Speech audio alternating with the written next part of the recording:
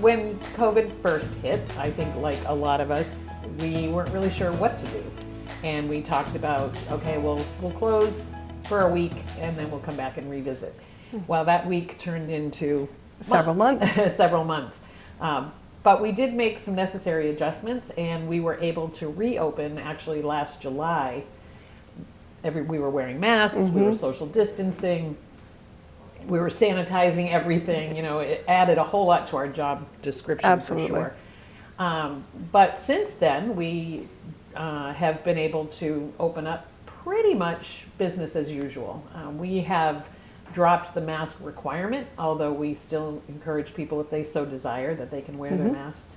We're not sanitizing nearly as much. Right. We were sanitizing after each person was here, but now we do it on a daily basis. We did work with a dozen other organizations last year to put on what was going to be a year-long exhibition about the railroads, and obviously our portion of it was railroad communications.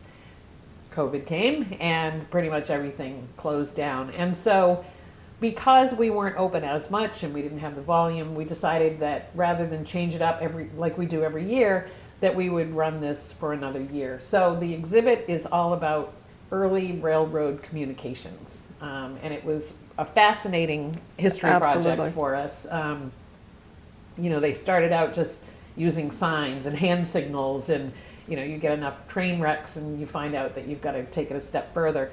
So we go on to signaling, we talk about the telegraph, the telephone, but in addition to that, we also cover other parts of communication, such as the railroad post office. So for a lot of years, the U.S. mail was delivered via railroad. So we have a huge section about that. We also talk about the telegraphers themselves. That's a tough one. That's a tough Absolutely. word. We talk about some of the word origins of words that we use today and how they tied back.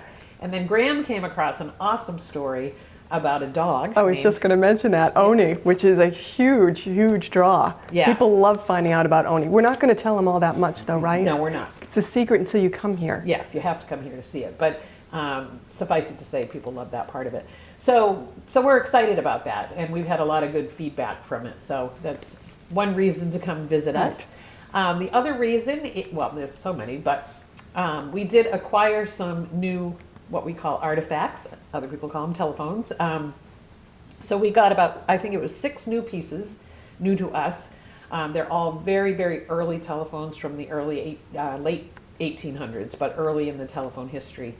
And we got that through a generous donation from a benefactor, and so we were able to purchase these and add to our collection. And there's just some great pieces, but again, we're not going to tell you too much. Gotta You come might here. see a few of them, but we're not going to tell you too much about them.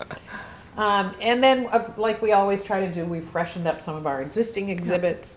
So usually from one year to the next, when you come in, there's something new to see. Absolutely. In these hot days with humidity, we of course got AC. We have great air conditioning. Absolutely. A little plug for that. Yep. We have some great programming coming up, and so Graham is our program coordinator, and so I'm going to let her tell you a little bit about that. Well, we're delighted that it's back to business as usual, as Laura said, so we have a robust program lineup.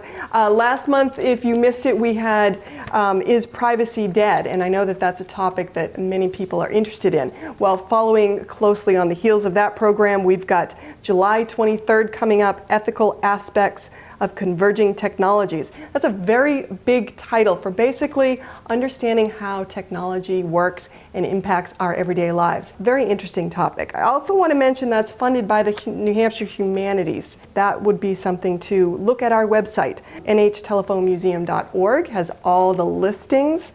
We go all the way up till October, so there's a lot to take part in. We do have in-person live programming. I think that's important. We know that people are still doing virtual, but hopefully you will come to the museum and join us. We would love that. And I just want to throw in there too that I had spoke about our mobile app earlier, and that it was funded by a generous donation from a supporter, Mountain Limited, and then another supporter of ours is Upton and Hatfield, and they're sponsoring our program series for the year. So we're excited about that. We do have one virtual program coming up in September. But just make sure you check our website so that you know if we're doing virtual or in person. Absolutely. Any updates, admissions, where it's located, etc. So definitely.